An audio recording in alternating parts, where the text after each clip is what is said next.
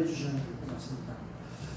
말씀 보겠습니다. 말씀은 마태복음 19장 1절에서 12절까지 말씀입니다.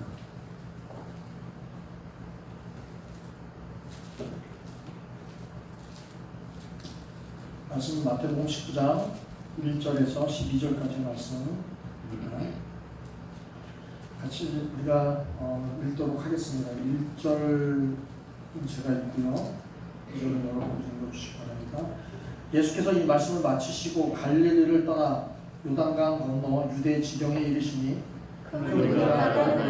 예수께서 거기서 그들의 병을 고치시더라. 바리새인들이 예수께 나와 그를 시험하여 이르되 사람이 어떤 이유가 있으면 그 아내를 버리는 것이 옳으니까 예수께서 대답하여 이르시되 사람을 지으시니가 본래 그들을 남자와 여로 지으시고 말씀하시기를 그러므로 사람이 그 부모를 떠나서 아내와 아내에게 합하여 그 둘이 한 몸이 될지니라 하신 것을 읽지 못하였느냐. 그런지 그의 둘이 아니요 한 몸이니 그러므로 하나님 짝지어주신 것을 사람이 나누지 못할지니라 하시니 여짜오되 그러면 어찌하여 모세는 이혼 증서를 써주어 버리라 명하셨나이까. 예수께서 이르시되 모세가 너희 마음의 완악함 때문에 아내 버림을 허락하였거니와 원래는 그러지 아니하니라. 내가 너희에게 말하노니 누구든지 음행한 이후 외에 아내를 버리고 다른 데 장가드는 자는 가늠함이니라. 제자들이 이르되 만일 사람이 아내에게 이같이 할지인데 장가들지 않은 것이 좋겠나이까. 예수께서 이르시되 사람마다 이 말을 받지 못하고 오직 타고난 자라야 할지니라. 어머니의 태로부터 된 보좌도 있고 사람이 만든 보좌도 있고 천국을 열어 스스로 보좌 된 그 말을 받을 나라 자가 받을 자라. 오늘 본문 내용은 예수님께서 이혼에 관련된 그런 주제로 말씀을 하시는데 예수님이 이 주제를 꺼낸 것이 아니라 바리새인들이 예수님에게 와서 이 주제를 꺼냈습니다. 꺼낸 내용으로 인해서 예수님이 이 부분에 대해서 하시는 그런 말씀입니다. 그런데 이 말씀을 우리가 이 말씀인 본문을 통해서 오늘날 우리가 그 이혼에 대한 입장을 어떻게 이해해야 하는지에 대한 것을 한번 살펴볼 필요가 있습니다. 그래서요, 이 본문에 대한 그 이해를요, 우리가 기존에 있었던 종교적 또는 전통적인 그러한 그리고 또 문자적인 그런 본문의 한 구절만을 딱 가지고서 본문을 이해했을 경우에 전체적인 맥락에서 우리가 그 예수님이 말씀하시고자 하는 뜻, 우리 모세의 율법이 왜 이렇게 주어졌는지에 대한 뜻을 우리가 충분히 이해하지 못하고 우리 안에서 문자적으로 해석할 수 있는 여지가 있음을 보면서 오늘 다시 한번 이 본문을 우리가 있는 그대로 그냥 마음을 백지화해서 우리가 이성적으로 이 본문을 받아들이고 그것을 우리의 현실과 상황에 맞게끔 우리가 거기에 대한 그 성경에 있는 본질을 흐트리지 않는 상황에서 이 본문을 우리가 바라봐야 할 필요가 있다 싶습니다. 그래서 이제 우리가 이 본문을 읽어보면서 딱 느끼는 것이 뭐가 있습니까? 이 본문은 주로 어떨 때 사용됩니까? 결혼식장에서 주례자가 두 새로운 이 남편과 아내 된 이 두 한 몸이 될 이 두 사람을 위해서 이 본문을 주로 많이 사용합니다. 그러나 사람이 그 부모를 떠나 아내와 합하여 둘이 한 몸이 될지라 그런즉 이제 둘이 아니요 한 몸이니 그러므로 사람이 짝지어진 것을 하나님이 짝지어진 것을 사람이 나누지 못할지니라. 딱 이렇게 선언을 하면서 축복을 하죠. 그렇죠? 그러면서 둘은 절대로 헤어지면 안 되는 어떤 그러한 하나님의 어떤 그 명령 또 하나님이 주신 그 계명 앞에 서로 서약을 하는 그런 본문으로 사용되기도 합니다. 결혼이라는 제도는요 아주 신성한 영역으로 자림하게 되는 것이 이 성경의 말씀의 그 권위가 그 앞에 있기 때문에 그렇습니다. 결혼이라는 제도는요 세상의 그 어떤 제도보다도 인간이 창조되면서 가장 먼저 하나님이 주신 제도가 뭐예요? 결혼이라는 거예요. 남자와 여자를 짝을 지어 주셨다. 이게 제도예요. 하나님께서 첫 번째로 인간에게 주신 제도가 결혼입니다. 그렇기 때문에 이 결혼이라는 것이요 굉장히 신성한 거예요. 하나님께서 처음으로 주신 가장 아름다운 제도이기 때문에 신성시 여기는 것이 당연해요. 이거는요 믿는 사람이든 믿지 않는 사람이든 동일하게 결혼이라는 건 가장 아름답고 신성하다라고 다 여기고 있습니다. 부인하지 못하는 것이죠. 그래서 기독교의 전통적인 입장 그리고 복음주의의 전통적인 입장에서는 결혼한 부부가 이혼하는 것은 있을 수 없는 것이고 이혼을 하는 것은 하나님의 가장 신성한 법을 어기는 큰 죄로까지 여기고 있습니다. 그래서 우리 부모님 때까지만 해도요 기독교 신앙을 떠나서라도 이혼이라는 것은요 쉽게 결정할 수 있는 그런 문제가 아니라 오히려 이혼을 했다라고 하면요 인생의 낙오 그리고 인생의 실패까지도 여길 만큼 굉장히 큰 인생의 데미지를 큰 충격을 입는 그러한 영역이고 지금도 마찬가지죠. 여전히 그 부분은 마찬가지입니다. 저희 할아버지와 저희 할머니 이야기를 저는 많이 듣고 자랐습니다. 그런데 아름다운 이야기라기보다는요 주로 할머니와 할아버지는요 으르렁대며 서로 싸우는 그러한 이야기를 들었어요. 저는 어렸을 때 자라면서 시골에 갈 때마다 할아버지와 할머니를 보면요 각각 따로 노세요. 밥 먹을 때만 모여서 밥 먹을 때 또 으르렁 한번 대고 밥을 먹고 또 끝날 때 으르렁 대고 또 헤어지시면서 각자 노십니다. 한 번도 같이 다정스럽게 손잡고 걸어가시는 걸 본 적이 없어요. 근데 저는 이제 그런 모습을 보면서 이 두 분은 항상 사이가 좋지는 않구나라는 것을 어렸을 때부터 알고 있었습니다. 그런데 제가 직접 보지도 못했지만 이제 저의 부모님이나 또 저희 친척 어르신들 통해서 이야기를 들어보면요 저희 할아버지와 할머니는요 제가 태어나기 전에 좀 이렇게 결혼하셔서 두 분이 싸우실 때요 거의 어떻게 싸우시냐면 오늘 나 죽고 너 죽는 날 그 정도로 서로 이제 완전히 링에 올라가서 싸우듯이 그렇게 싸우셨다고 합니다. 그래서 난 오늘까지만 산다 라는 그런 심정으로 서로 싸우셨다고 합니다. 더 깊이는 이야기하지 않겠습니다. 시부를 다 이미 보여드렸지만 그런 가정들이 되게 많았어요 옛날에는. 그래서 그렇게 싸우셨는데도 이 두 분은요 생을 마감할 때까지 이혼을 하지 않으셨어요. 그렇게 치고받고 싸우셨음에도 불구하고 끝까지 으르렁대면서 사셨어도 이혼을 하지 않으셨어요.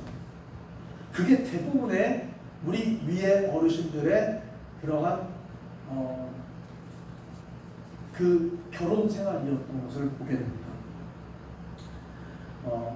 그렇죠. 한번 여자가 집을 나가서 이제 남편을 만나서 시댁에 가면 그 여자는 어떤 귀신이다?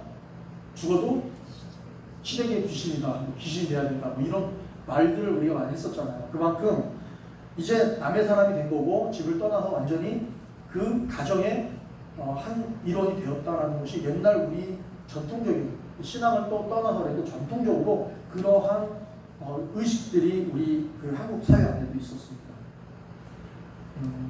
그런데요, 그렇기 때문에 이혼이라는 것은요 있을 수가 없었던 그러한 환경이었죠. 사회적 환경이었죠.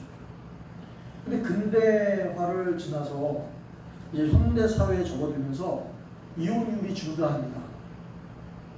1980년대와 90년대까지만 해도요 이혼율이 굉장히 많이 증가했어요. 그때만 해도 벌써 지금으로부터 몇 년 전이죠?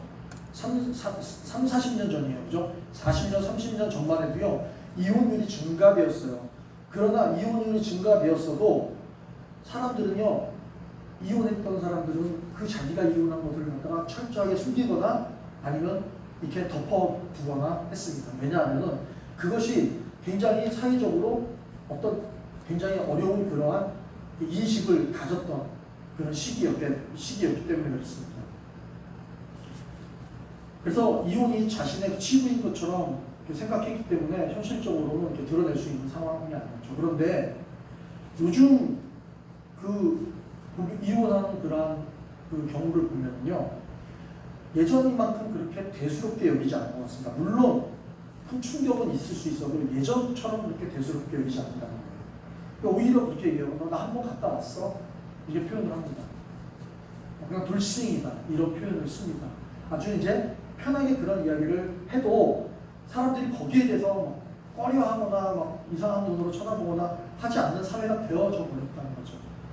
왜냐하면 그만큼 이게 보편화되었습니다. 그래서 뭐 미국 드라마 같은 경우에 보면은 영화나 드라마에 보면 기본적으로 편모, 편부인 스토리에서 시작되는 이야기가 거반이에요.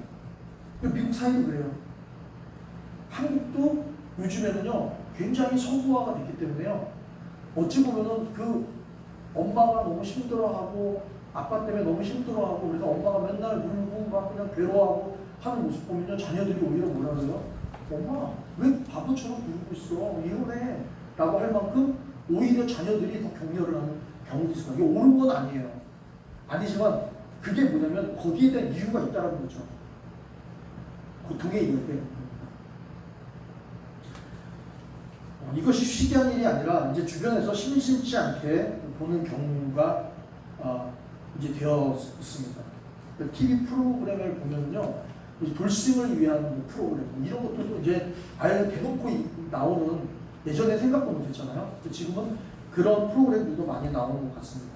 오늘날 그 이혼율을 제가 이제 찾아보니까 정확하지 모르겠어요. 그런데 이혼율을 찾아보니까 우리 한국 사회도 50%가 된다고 해요. 10가정이 5가정은 이혼을 한다는 이야기가 있는데 이게 어떻게 통계를 해석하느냐에 따라 다르다고 하는데 아무튼 간에 50% 정도가 된다고 하면 거의 반이 이혼을 하는 거죠. 그래서 저는 어느 정도까지가 맞나라고 그 수치가 중요한 게 아니라 지금 이 정도가까지의 수치에 대한 이야기가 나온다라고 한다면 이게 이 이혼 사례는요 남의 이야기가 아니라 굉장히 가까운 우리 주변의 이야기에 있다는 거예요.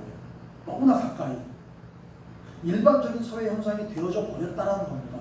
자, 이게 바로 우리가 살고 있는 이 사회적 이 현상과 우리의 생활의 이 시점에서 성경은 어떻게 이야기하고 있는가가 되게 중요한 거죠.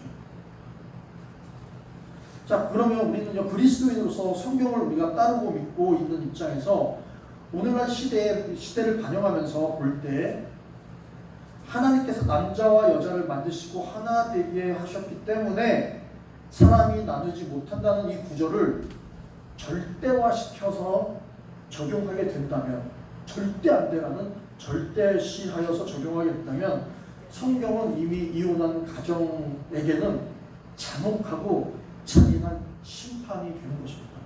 그죠? 그러면 그 결과는 어떻게 됩니까? 그렇게 되어진 사람은요 교회를 떠날 수밖에 없는 그런 자리까지 몰린다는 거예요. 요즘은 그렇게 보지 않지만 그런 시각과 그런 의식이 교회 안에 남아있으면요 그 사람은 신앙생활을 제대로 하지 못합니다. 왜? 이 본문을 그대로 문자적으로 적용하기 때문에. 제가 알고 있는요 어떤 교회에 아주 충성스럽게 교회를 섬겼던 안수 집사님이 어느 시점에 가서 이제 장립을 받아야 될 때가 돼서 이제 이렇게 공천위에서 올라왔는데 그 안수 집사님의 딸이 이혼했다는 이유 때문에요 그 자격에서 박탈됐어요. 예. 근데 이게요 이상하지가 않아요. 교단법이 그러니까 그렇게 하는 거예요. 근데 우리 거기에 대해서 그렇구나라고 하지만 뭔가가 너무 이 교회의 이런 제도가 이치에 맞지 않는, 물론 그 의미는 충분히 이해할 수 있지만 뭔가가 이치에 맞지 않는 그러한 제도가 현실적인 삶에서 뭔가 잔인하게 적용되지 않는다는 생각까지도 할 수 있다는 겁니다. 그래서 오늘 이 본문이 우리에게 어떤 의미를 주고 있는가가 굉장히 중요하다는 거예요. 이혼에 대해서 성경은 절대 하지 말아야 하는 잣대로 정하고 있는지 아니면 이혼의 가능성을 열어놓고 있는지, 특히 예수님께서 이 이혼에 관하여 어떤 말씀을 하고 계시는지, 그래서 성경적으로 어떤 이해를 가지고 있어야 하는지 생각해 보는 것은요 굉장히 중요한 이야기라는 거예요. 이것이 우리에게 있어서. 아무튼 간에 사람들의 각각의 입장이 있고 사람들의 생각이 있어요. 이 부분에 대해서. 다 다를 수 있지만 우리는 오늘 무엇보다도 먼저 이 성경에서 어떻게 말씀하시는지를 근본적인 그 취지와 의미를 솔직하게 생각해 보면서 이혼에 관한 관점을 정리해 볼 수 있는 기회를 가져보려고 합니다. 성경 본문의 내용을 우리가 보겠습니다. 성경 오늘 본문의 내용을 보면 예수님께서 이제 갈릴리를 떠나서 유대 사회로 이렇게 들어가죠. 유대 마을로 지방으로 가셨으니까 그때 많은 무리들이 예수님을 따랐다고 합니다. 거기서도 예수님께서 병자를 또 고쳐주시는 사역을 계속 하십니다. 근데 그때 그 무리들 중에서 따라왔던 사람들 중에 누가 있었냐면 유대인이 또 있었어요. 유대인 중에서 그 바리새인들이 있었어요. 이 바리새인들이 예수님에게 와서 대뜸 이혼에 관련된 그러한 물음을 하고 있는 거예요. 이 내용이. 그러니까 예수님은 수동적으로 이거를 가르칠 수밖에 없었던 거죠. 그 질문을 했으니까. 그러니까 이혼에 관한 이야기를 대뜸 묻습니다. 그런데 이들은 예수에게 접근한 것은요, 그 예수님에게 함정을 넣어놓고 빠뜨리게 하려고, 예수님에게 함정을 쳐놓고서 넘어뜨리게 하려고 했던 그런 계획을 말하고 있습니다. 바리새인들이 정확하게 이렇게 물어봅니다. 선생님, 이유가 있다면 남자가 아내와 이혼하는 것이 옳은 것입니까? 남자가 아내를 버리는 것이 옳습니까? 라고 묻습니다. 여기서 옳습니까? 옳지 않습니까를 물어보는 거죠. 이 질문에 대해서 예수께서 다음과 같이 말씀하시죠. 뭐라고 얘기합니까? 창조주 하나님께서 사람을 남자와 여자로 만드셨다는 것을 너희가 말씀을 통해 읽지 않았느냐? 이렇게 얘기합니다. 이 얘기가 굉장히 중요한 이야기인데 이 내용에 대한 구체적인 걸 살펴보려고 할 겁니다. 하나님께서 창조하실 때 하나님께서 남자와 여자를 만드셨다는 것을 너희가 읽지 못하였느냐? 남자가 자기 아버지를 떠나서 아내와 결합하는 것이고 이 둘은 합하여 한 몸이 될 것이다. 그래서 이것은 둘이 아니라 하나가 됐기 때문에 하나님께서 하나 되게 하신 것을 사람이 나누지 못한다. 라고 이렇게 가장 근본적인 그 이야기를 말씀을 하고 계세요.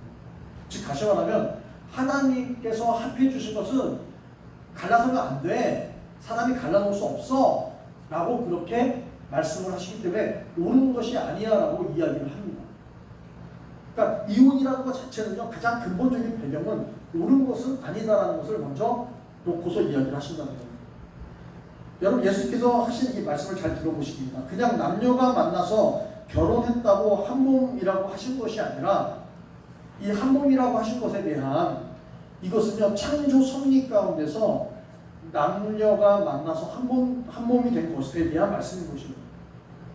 하나님께서 창조하실 때 남자와 여자를 만드셨다라는 것에 의미를 두시고서 한 몸이 되게 하셨다라고 이야기를 하고 있다는 것입니다. 그러기 때문에 창조의 섭리 가운데서 만난 사람은 나눠질 수 없어라고 이야기를 하는 것이죠. 예수께서 바리새인들이 이유가 있어서 이혼하는 것이 옳습니까? 라고 하는 것에 대한 그 근본적인 것은 옳지 않다라는 대답으로 하신 말씀인 것으로 우리가 볼 수 있죠. 그리고 이 이혼이 옳고 그름에 대한 그 대답이었기 때문에 예수님께서는 그 대답을 뭐로 얘기하셨습니까? 너 아니야 말씀하고 있습니다.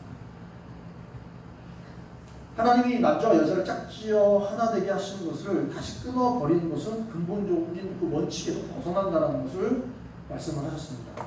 자, 여기까지는 우리는 거부할 수 없는 성경을 믿는 사람들, 하나님께서 예수님께서 말씀하신 것에 대해서 우리가 받아들일 수 있는 충분한 이해입니다. 이 말을 들은 바리새인이요, 예수님에게 한마디 더 하죠. 그런데 선생님, 모세의 율법 알잖아요. 모세의 율법에는 모세가 왜 그러면 이혼 준서를 써서 아내를 버리라고 했습니까? 이렇게 버리라고 했습니까? 라고 얘기합니다. 그랬을 때 예수님께서 말씀하시죠.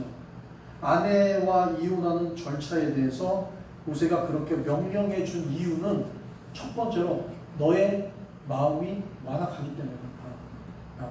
너의 마음이 완악하기 때문에 그렇다. 하지만 처음부터 그랬던 건 아니야. 이렇게 얘기하는 거예요. 내 말 들어봐. 누구든지 음행한 이후에 아내를 버리고 다른 데 장가가 드는 일은 가능한 거다. 이야기를 합니다. 그 이야기를 하면서 예수님께서 말씀하시죠. 우린 여기서 이 본문의 내용을요, 잘 생각해 보아야 합니다. 성경적인 기본 원칙은요, 남녀가 결혼하고서 이혼하는 것은 옳지 않은 것이라는 기본 원칙이지만, 그러나 바리새인들이 모세의 법 가운데 이혼 준서를 써줌으로써 이혼할 수 있다는 것에 대한 예외적인 허용을 지금 예수님께서 말씀하고 계신 거죠.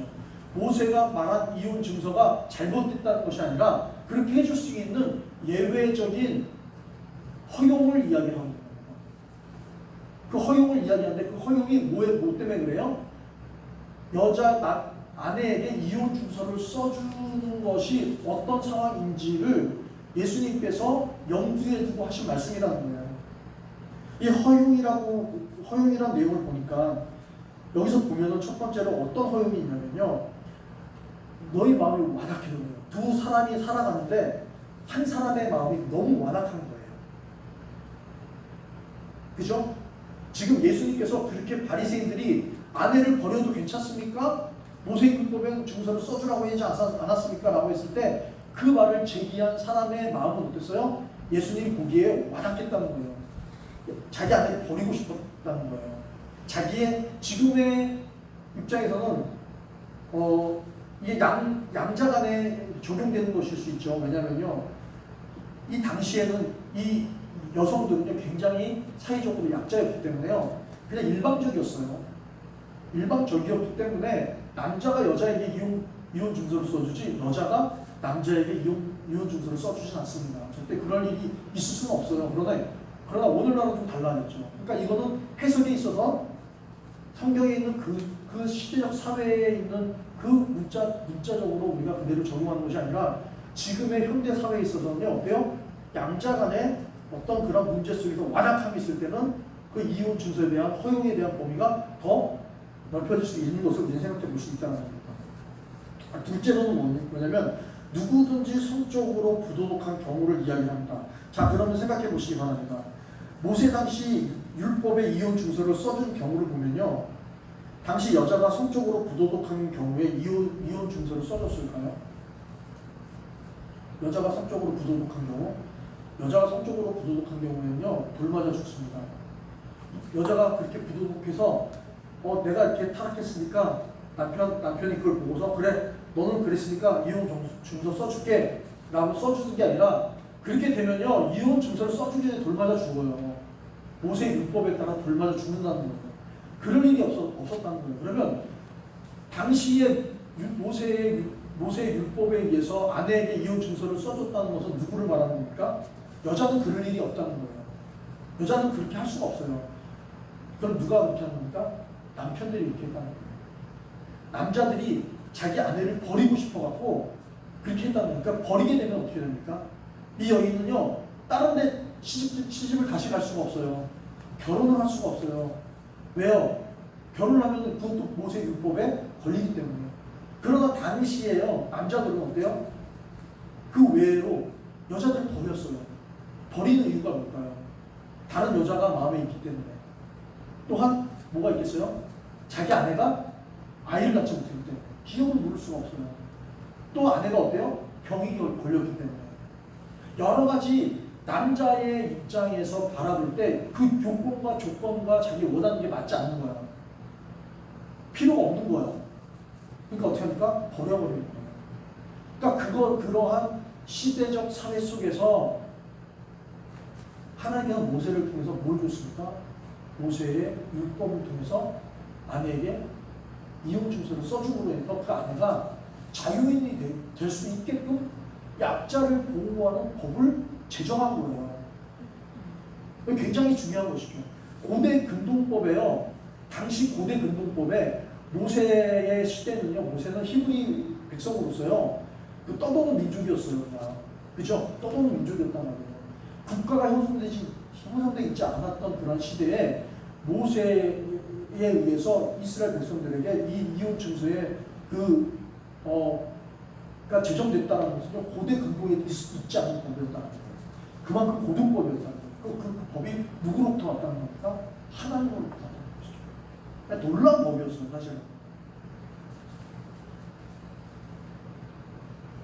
그렇기 때문에 사실상 이 유대인들이 이혼 중선에 대한 이야기를 꺼낸 것은요, 굉장히 완악한 마음이 있었기 때문에 그렇습니다.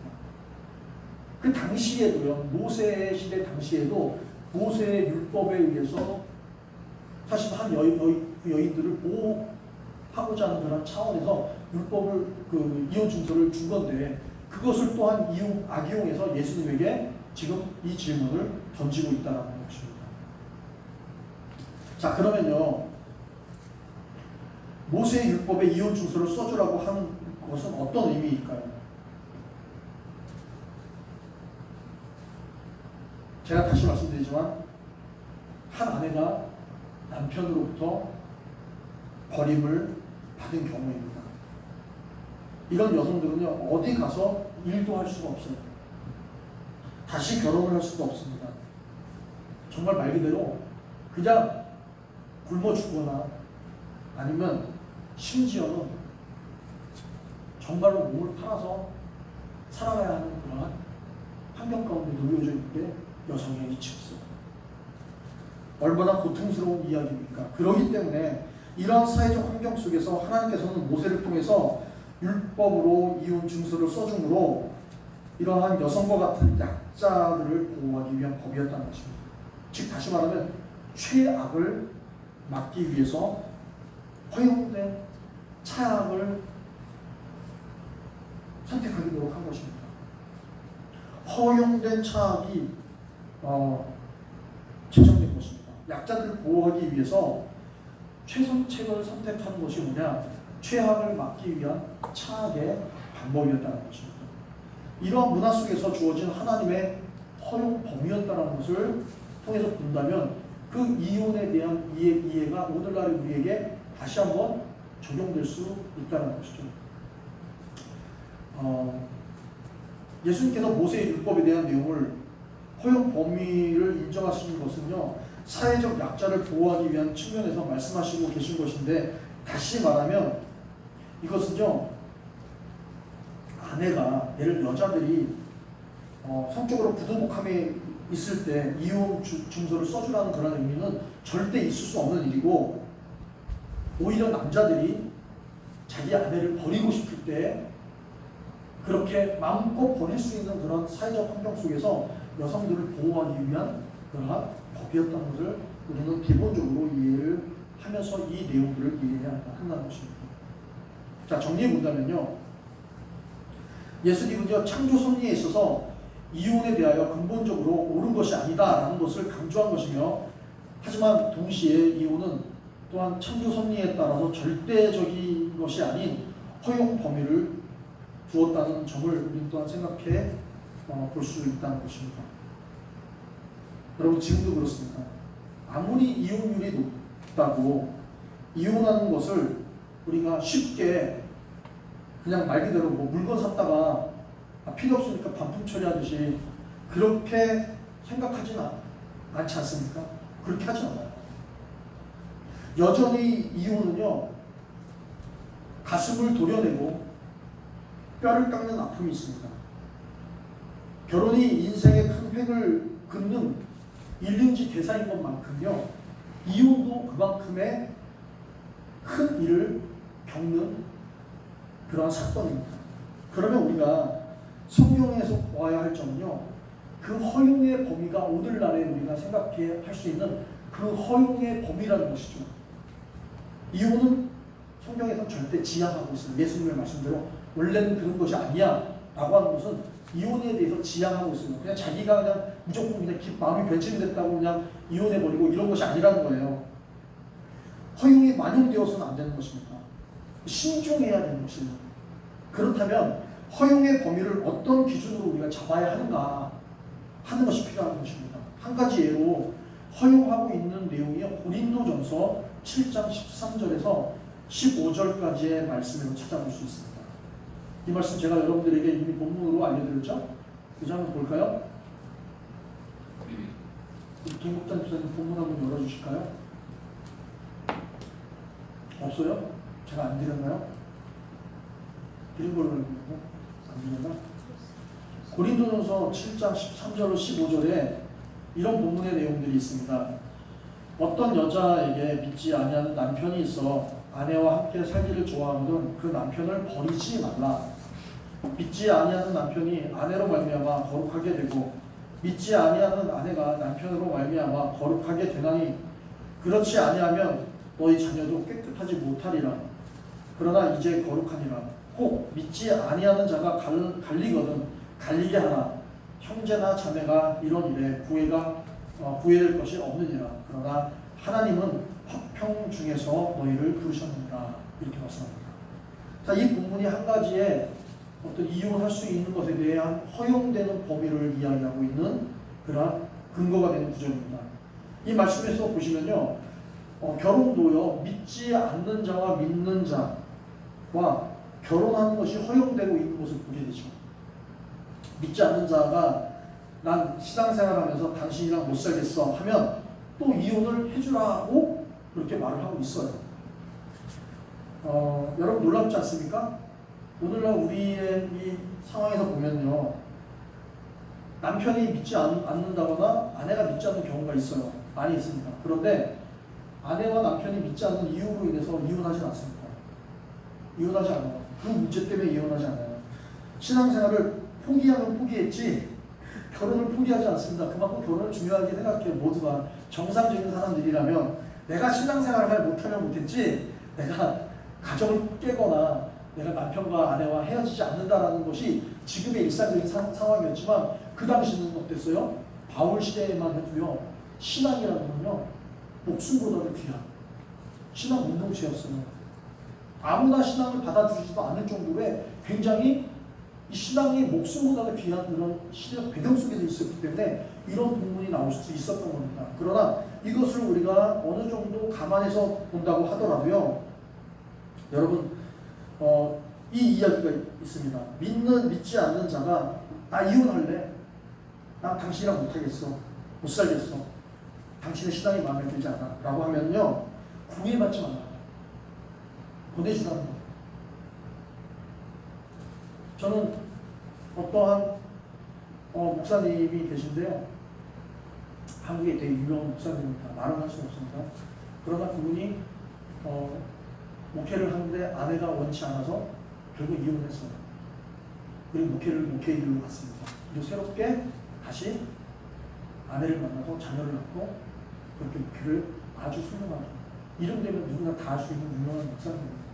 그것은 저는 그분의 그 결단이 단지 그냥 종교적으로 하나님 나라를 위해서 막 이렇게 하는 것이 아니라 성경에 나와 있는 그게 삶의 핵심 가치를 그분이 알았기 때문에 그러한 아픈 결단을 했어도 그런 결정을 한 것에 대해서 굉장히 존중하게 생각을 합니다.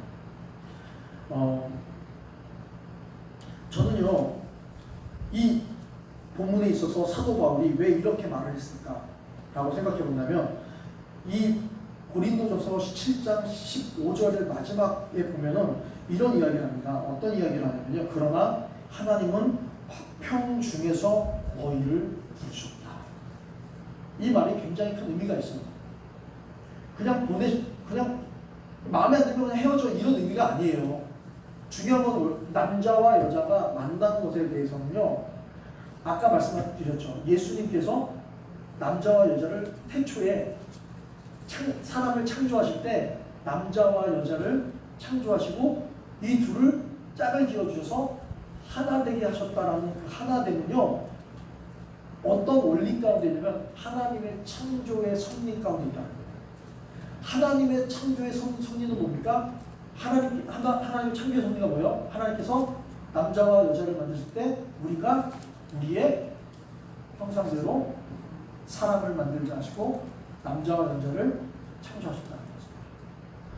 남자와 여자가 만나서 같이 살아가는 것은요, 어떠한 원리가 있냐면 창조의 섭리 가운데 하나님의 형상을 이루어 가도록 하는 천국 공동체에 하나님의 형상을 만들어 가도록 하기 위한 목적이 있었다는 거예요.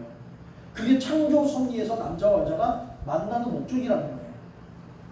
그렇기 때문에 그 안에서는요, 하나님의 백성으로서 하나님의 나라를 이루어 가도록 하기 위해서 서로 간에 노력하고 희생하고 살아가면서 살아가야 하는 그러한 충분한 헌신과 서로의 헌신이 있어야 되는데 그게 전혀 없어요. 그러면 그것이 뭐예요? 이 두 사람이 만난 것은요, 처음부터 우리가 축복하기에 남자와 여자가 만나는 것이 하나님의 창조 섭리의 어떤 그러한 목적으로부터 만나지 않고 다른 목적에서 만나서 살다가 깨어질 수 있는 충분한 이유들이 있다는 거예요. 그냥 무조건 남자와 여자가 만났다고 다 그게 무조건 하나님의 그 제정, 하나님의 그 제도에서 하나 되었다. 이건 축복의 원리이지 하나님의 창조 섭리의 원리는 아니라. 그러나 보세요. 하나님의 그 창조 섭리의 원리에는 어떻게 되냐면 믿지 않는 남편이 사랑한다고, 나 같이 살고 싶다고, 나는 당신밖에 없어라고 한다고 한다면 성경에서 그것도 뭐라고 얘기합니까? 허용하라는 거예요. 결혼하라는 거예요. 거부하지 말라는 거예요. 왜요? 그 사람이 어찌 알아? 너로 인하여서 거룩하게 될 수도 있잖아. 금상 초반하는 거예요. 하나님의 형상 회복은 뭡니까? 창조 원리는 하나님의 형상 회복이잖아요. 믿지 않는 자가 그 안에로부터 인하여 회복이 되었다고 한다면 하나님의 그 창조 섭리에 맞는 거예요. 그렇기 때문에 거부하지 말라는 겁니다. 그런데 그 교회에서는요, 불신자와 결혼하는 것을 아주 강력하게 반대를 합니다. 막습니다. 적어도 적극적인 표현을 하지 않습니다. 저도 그래요. 누군가에게 만약에 어떤 한 형제가 우리 교회에 있는데 나한테 목사님 저 결혼할 자매가 있는데요. 그런데 예수 믿지 않아요. 그러면 제가 한번 고려해봐. 그래도 신앙이 있으면 좋겠지라고 얘기하는 게 정상적인 대답이에요. 저도 그렇게 할 거예요. 어떤 자매가 또 와서 목사님 저 결혼한 남자가 있는데요. 신앙이 없어요. 불교 신자예요. 이렇게 나오면요. 고려해봐. 그래도 힘들잖아요. 라고 얘기하는 게 당연히 저도 그렇게 합니다. 왜 그러냐면요. 왜 그럴까요? 그런 불신자와 결혼을 하게 돼서 살다 보면요. 확률적으로 보고 평균적으로 볼 때요. 그 사람이 신앙으로 들어와서 신실하게 살기보다는요. 믿지 않는 그러한 배우자 때문에 신앙이 같이 망가져버려서 아예 교회를 떠나는 경우가 더 많아요. 사실 그렇습니다. 그렇기 때문에 그런 두려움 때문에 아예 안전하게 갔으면 좋겠다. 나는 그런 입장에서 이야기를 하죠.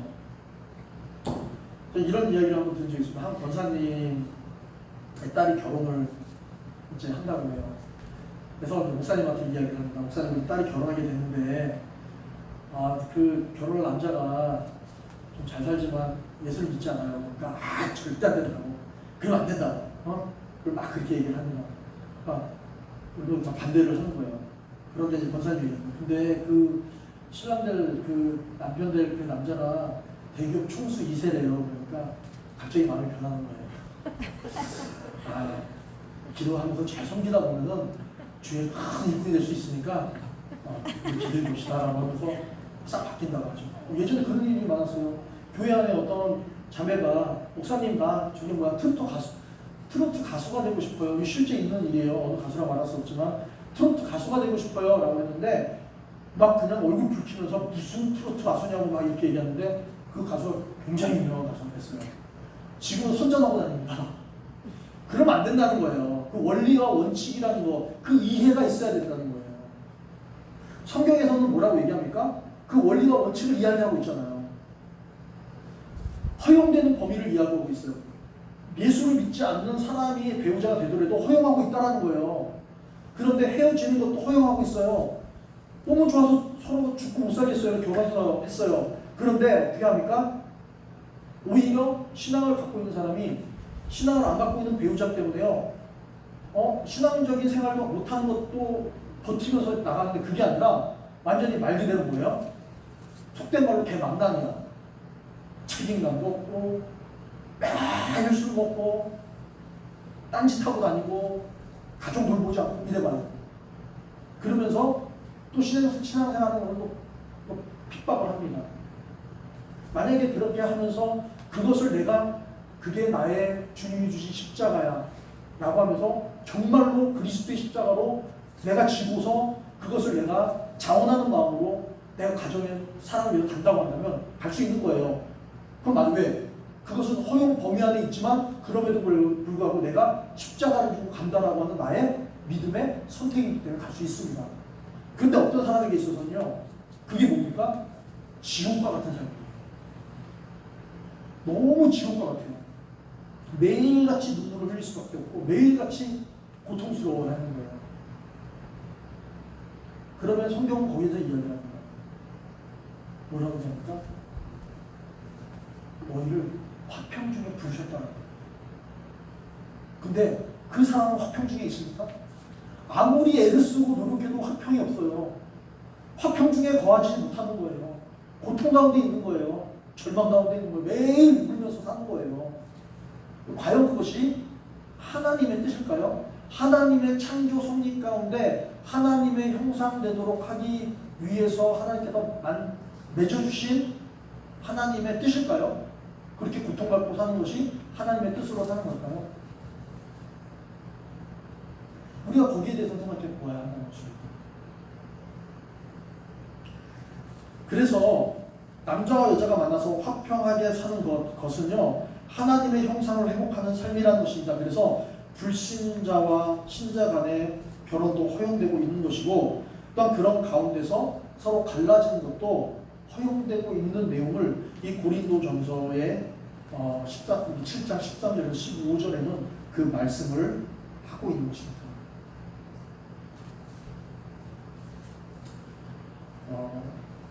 내가 믿음을 지키기 위해서 노력하는데 배우자로 인해서 신앙생활한테 문제가 생깁니다. 그리고 내 신앙을 지키는 일에 있어서도 문제가 있습니다. 그것을 이유 삼아서 못 살겠다고 한다면, 그리고 삶이 천국과 멀어져 지옥과 같은 삶을 살아가고 있다면, 그리고 희망이 없다면, 구애될 것이 없이 갈라서라고 하는 그러한 메시지가 오늘 본문에 있는 것이죠. 왜냐하면 하나님께서 이 결혼도 그렇지만 이혼도 화평, 즉 다시 말하면 샬롬, 이 샬롬 중에 부르신 목적이 있는 것입니다. 전쟁 중에서, 갈등 중에서, 분열과 중국 가운데서가 아니고 화평 중에서 부르셨다라고 합니다. 인간이 태어나서 가장 원하는 삶이 무엇인가라고 묻는다면요, 모든 사람이 얘기합니다. 대통령 되는 거요, 장관 되는 거요, 변호사 되는 거요, 뭐가 되는 것이 아닙니다. To be someone이 되는 게 아니에요. 이 인생에 있어서 모든 사람들이 태어나서 내가 어떤 삶을 살든, 가난한 삶을 살든, 부유한 삶을 살든, 어떤 삶을 살든 그건 상관없어요. 중요한 건 이 땅에 태어난 모든 사람들은요, 살면서 가장 원하는 것이 있다는 건 뭘까요? 행복이에요. 행복하게 사는 겁니다. 돈이 많은데 행복하지 않으면 그건 불행한 거죠. 여러분, 돈이 많은데요, 불행한 사람 이야기를 우리 무척 많이 듣습니다. 건강한데 행복하지가 않아요. 아무리 멋있는 남편이 있는데 나는 전혀 행복하지 않습니다. 아무리 정말 미스 코리아와 같은 아내가 있는데 나는 전혀 행복하지가 않아요. 행복이 내 사전에 없다면 불행한 인생입니다. 그래서 우리는 하나님께서 배우자를 만나게 하신 것에 있어서 가장 근본적인 것이 뭐냐면 화평케 하신 것입니다. 이것을 오늘 본문에서 예수님께서 하신 말씀을 통해서 정리해보고 싶습니다. 예수님께서는 부부됨의 관계를 창조의 원리에서부터 시작하고 계시다는 거예요. 그냥 무조건 만나. 여러분, 오늘날에 굉장히 무서운 것 중에 하나가 뭔지 아세요? 정말로 남자와 여자가 결혼해서 만날 때요, 정말 서로가 진정으로 사랑해서 만나는 것이 아니라 그 사람의 조건을 사랑하는 거예요. 이게 굉장히 위험한 겁니다.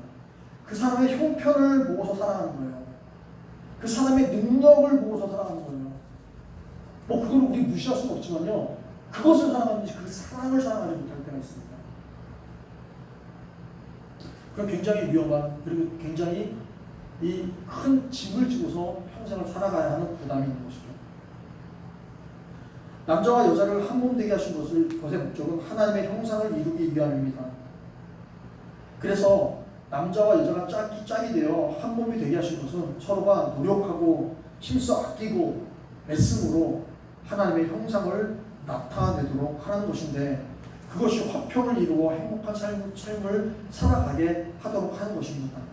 화평 가운데 부르신 것이 하나님의 창조 섭리에 따라서 남녀가 하나 되게 하신 것이죠. 그런데 부부의 추구하는 목적이 다릅니다. 뜻이 달라요. 원하는 것이 달라요. 그래서 맨날 싸워요. 그러고 보니 물리적인 폭력과 언어적인 폭력과 정신적인 폭력이 생깁니다. 마음이 갈라지니까 함께 있어도 등을 돌리고 잡니다.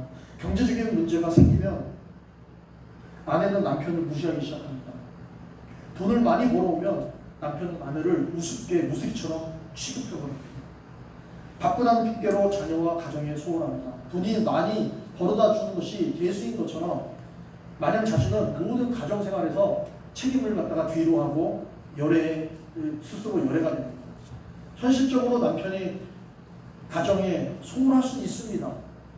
그러나 그 가정에 사랑이 있고 따뜻하면 얼마나 좋습니까? 그런데 책임까지 없습니다. 자기만 알아요. 이기적입니다.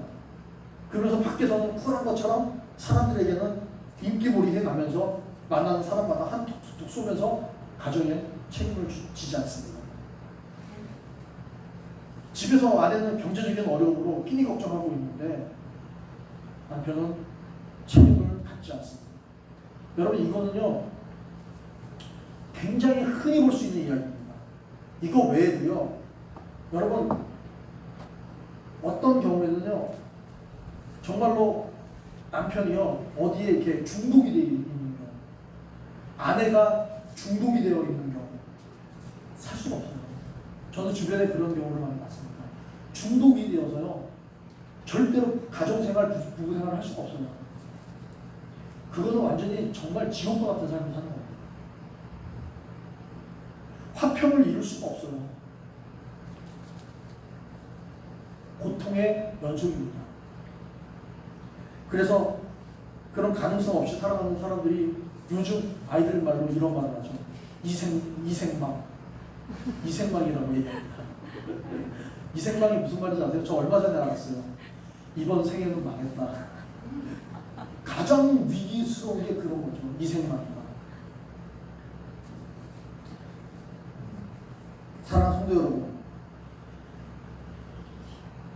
이와 같은 일들이요 우리 주변에 아주 흔하고 일상에서 볼 수 있는 모습이에요. 수많은 가정들이 이러한 문제로 이보다 더 많은 어려운 여러 가지 심각한 문제들로 인하여 이혼을 생각해보지 않은 사람들은 없었을 거예요. 그만큼 많은 부부들이 이혼이라는 위기속에서 살아가고 있는 것이 현실입니다. 그나마 버티고 있는 것은요 그래도 혼자 살아가는 것보다 둘이 사니까 그래도 지긋지긋해도 어쩔 수 없이 산다는 마음이 그 마음 때문에 살아가는 경우도 있어요. 여러분, 남편이 미워지면요 옆에서 숨 쉬는 소리조차도 듣기 싫습니다. 그 숨 쉬는 소리조차도 밉다라는 얘기예요.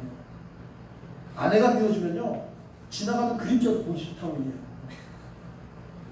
이렇게 평생을 적과의 동침을 하면서 살아가고 있는 그러한 모습이 오늘날 많은 현실적 가정 가운데 있다는 거예요.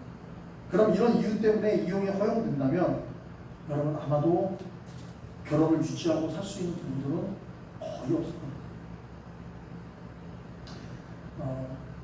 아직도 가야 할 길이라는 스카펫 박사의 책이 있는데 그 책의 그 2부에 보면은 사랑이라는 사랑장이 있습니다. 그 사랑장에 대한 내용의 요점은 이렇습니다. 젊은 시절에 남녀가 서로 만날 때 서로 이제 스파크가 튀죠. 막 그죠? 스파크가 튑니다. 막 케미컬이 막 이렇게 막 발동이 돼서 서로 막 자석처럼 붙습니다. 막 가슴이 막 뛰고요. 손만 잡아도요. 막 그냥 온몸에 막 전율이 오고요. 그러다 보니까 어떻게 합니까? 서로 사랑한다고 생각을 해요. 죽고 못 살아요. 보내주고 나면 금방 뒤 돌아서는 순간에 그립습니다. 서로 보고 있으면서도 그립습니다. 보고 있는데도 그리워요. 손을 잡고 있는데도 그리워요. 그러니까 우리는 떨어질 수가 없어 하면서 서로 결혼을 해요. 사랑을 하는 거예요. 그들은 사랑한다라고 얘기해요. 그런데 이렇게 살다가 3개월, 6개월, 1년 이렇게 지나고 나잖아요. 그러면 그 모든 환상이 다 깨져버리는 거예요. 그 서로의 가장 밑바닥에 있는 치부가 다 드러나고 있는 거예요. 내가 생각했던 그 남자, 그 남편이 아니야. 내가 생각했던 그 이상형의 여자가 아닌 거예요. 그러니까 마음이 어떻게 됩니까? 완전히 그냥 순간 그냥 밑바닥으로 탁 좌절이 되면서 그냥 떨어져 버리는 거예요. 앞으로 내가 이 사람 보면서 평생 어떻게 되지? 그런 걱정을 합니다. 아마 많은 분들이 그런 경험을 했을 거예요. 그런데 그런 모습을 보면서 스카펙 박사가 얘기를 하길 뭐라고 얘기하냐면 그 사랑은요, 그 전까지의 그 전의 사랑은요 진짜 사랑이 아니라 뭐 사랑이긴 사랑인 것 같은데 진짜 사랑이 아니라고 얘기해요. 진짜 사랑은 언제 오느냐? 결혼해서 그렇게 됐는데 서로의 가장 약한 모습, 치부스러운 모습, 정말 내가 원치 않는 모습을 본 그 순간 거기서 내가 이 사람을 내가 사랑해야겠다. 이 사람을 내가 품어야겠다. 라는 그런 마음을 가지고 내가 거기서 또 의지적으로 내가 사랑을 한 그때 나오는 그 사랑으로 인하여 나오는 그 사랑이 진짜 사랑이에요. 그게 왜 그 얘기가 나오냐? 그게 바로 하나님이 우리를 사랑한 사랑의 원리예요. 타락해서 우리 인간이 하나님을 떠났지만 하나님께서는 그러한 우리를 사랑하기로 작정하셔서 당신 자신을 내어주신 그 의지적인 사랑, 작정한 그 사랑의 그 은혜가 우리에게 임한 것처럼 진정한 사랑은 하나님께서 맺어주신 그 부부의 창조의 원리 속에서 우리가 서로의 밑바닥을 다 보고서 이제 좌절할 수 있지만 거기서 서로를 의지적으로 선택하고 작정하고 의지적으로 사랑하겠다라고 했을 때 거기서부터 진정한 사랑이 싹 틔워진다는 거예요. 그렇기 때문에 우리는 그러한 자리에서 사랑을 실천하면서 서로 하나님의 형상을 회복해 가야 하는 것이 맞다는 거예요. 그런데요, 여러분, 한 사람은 되지 않습니다. 한 사람만 가지고 될 수 있는 일이 아니라는 거예요. 그래서 허용의 범위가 있다는 거예요. 서로가 함께 해 나가야 되는데 그렇지 못하고 한 사람이 그렇게 했는데 이 한 사람은 그런 노력을 함에도 불구하고 배우자는 이 사람의 인생을 파괴하고 고통스럽게 하고 절망스럽게 하고 눈물을 흘리게 하고 결국에는 어떻게 해요? 갈기갈기 그 인생을 가치 없이 찢어버리게 좀 한다라고 한다면 이 사람의 인생은 하나님이 보시기에 하나님이 원하는 인생이 아니에요. 그래 너 끝까지 고통받으면서 가정 지켜 절대 헤어질 수 없어 라고 한다면 그 인생은 어떤 인생입니까? 지금 오늘날에 모르겠어요. 오늘날에는 이 이혼이요 사람들이 너무 완악하기 때문에 완악해서요 자기의 유익을 위해서 이혼하는 경우가 많아요. 그래서 미국에는 어떤 경우가 있냐면 어떤 여자는요 한 8번, 9번, 10번씩 결혼했다 이혼했다 한다고 합니다. 왜요? 위자료 타먹어요. 그런 사람 완악하잖아요. 그런 경우가 있어요.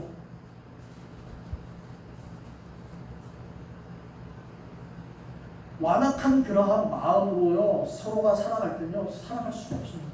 하나님의 뜻이 아닙니다. 그래서 저는 오늘 이 말씀을 통해서 성경은요 우리에게 하나님의 창조 원리 속에서 하나 되게 하실 것을 우리가 알아서 거기서 함께 서로 끊임없이 힘들지만 서로 안 맞는 부분을 끝까지 이어가면서 서로가 노력해 가야지만이 그 안에서 진정한 사랑을 느끼고 화평 중에서 하나님의 형상이 회복될 수 있는데 그것이 아니라 일방적으로 한 사람이 가해자로서 한 사람이 어떻게 보면 고통 가운데 절망 가운데 아픔 가운데 인생을 끝까지 희생하면서 살아가는 것이 하나님의 뜻이라고 생각한다면 그럴 수 있겠지만요 그건 하나님이 원하시는 것이 아니라고 저는 그렇기 때문에 이 말씀은 어찌 보면요 이혼한 분들 이혼한 가정들 그래서 지금은 홀로 된 사람들에게서는 위로의 말씀이 되는 거예요. 자기 안에 다시 인생에 있어서 새롭게 시작하면서 다시 자유한 그런 삶을 살아갈 수 있는 그런 허용 범위 안에 있다는 것에 위로를 받을 수 있다는 겁니다. 적용된 사람도 있고 적용되지 않는 사람도 있겠죠. 그 부분에 있어서. 우리는 그 개념을 이해하고서 이 본문을 보면서 오늘날 우리 시대의 가정과 그리고 또 부부와의 그러한 결혼관과 이런 것들을 우리가 맞추면서 살아가야 하는 것입니다. 말씀을 맺도록 하겠습니다. 여러분, 오늘 예수님께서 이 모세의 율법의 이혼을 허용한 것에 대하여서 이 말씀을 잘 이해하실 수 있기를 바랍니다. 이혼은 옳은 것은 아니지만 하나님께서 화평케 하는 것으로 부르신 그 뜻으로부터 어긋나서 행복한 삶을 추구하라는 그 뜻이 있는데, 그것을 무시하고 서로 무시하고 미워하고 원망하고 더 나아가 육체적인 고통을 주고 무책임함으로 경제적으로 고통을 주고 인격적으로 대하는 것이 아니라 정신적으로 고통을 줄 만큼 해악을 끼치는 자가 내 배우자라고 한다면 하나님은 모세의 율법으로 약자의 자리에서 이혼이 허용된다는 것을 지금 말하고 있는 것을 우리는 생각해 볼 수 있습니다. 허용은요, 법이 아니라 선택이기 때문에 결혼도 자신의 배우자를 선택한 것처럼 이혼도 이러한 허용 범위 안에 선택할 수 있다는 것을 지금 말하고 있는 것입니다. 그렇기 때문에 이혼을 결정했을 때에는 구애를 받지 않고 하나님의 은혜 안에서 행복한 삶을 추구하는 것이 하나님이 더 원하시는 것이다라는 것을 우리는 이 본문을 통해서 이해해야 합니다. 잘못 오해하면요, 이 지금 제가 여러분들에게 설명하는 이 말씀이요, 이혼해도 된다, 이혼을 권장한다, 이런 의미가 아니에요. 이혼은 지양하는 거지만 최악을 갖다가 막기 위해서 차악이 허용되는 범위 안에서 우리는 이 하나님의 창조의 원리 속에서 하나된 부부에 대한 평화 가운데 우리를 부르신 그 의미 안에서 이해를 해야 된다는 겁니다. 이것을 이해하지 못하면요, 악용될 수 있고 남용될 수 있고, 그리고 가정에 대한 고귀한 것을 우리가 쉽게 어찌 보면은 처리할 수 있는 되게 잘못된 방향으로 흘러갈 수 있다는 겁니다. 그래서 저도 조심스럽지만 이 근본적인 성경의 이해와 원리 속에서 우리는 보아야 한다는 겁니다. 내가 어떻게 가정에 대한 책임과 그리고 결혼에 대한 그런 목적을 우리는 바로 알아서 우리가 살아가야 하는지, 우리는 거기에 대한 깊은 생각을 하면서 또 오늘 우리가 하나의 말씀을 보았습니다. 여러분, 그래서요, 아까도 말씀드렸지만 이미 돌싱으로 살고 계신 분들은요, 하나님의 은혜와 위로를 받으시길 바라며, 또 결혼에 살면서 행복을 위해서 서로 힘쓰고 애쓰고 노력하며 살아가야 합니다. 그런데 고통의 자리에서 정말 소망이 없다고 한다면 하나님이 원하시는 것이 무엇인지 깊이 생각하면서 고통과 절망의 최악을 막기 위해 최선적으로 차악을 허용함으로써 행복과 더 나은 삶의 문이 죄가 아님을, 그것이 죄가 아님을 판단하실 수 있다는 것을 여러분 아시면서 이 또한도 하나님의 은혜가 될 수 있다는 것을 우리는 생각해 볼 수 있는 것입니다. 기도하겠습니다.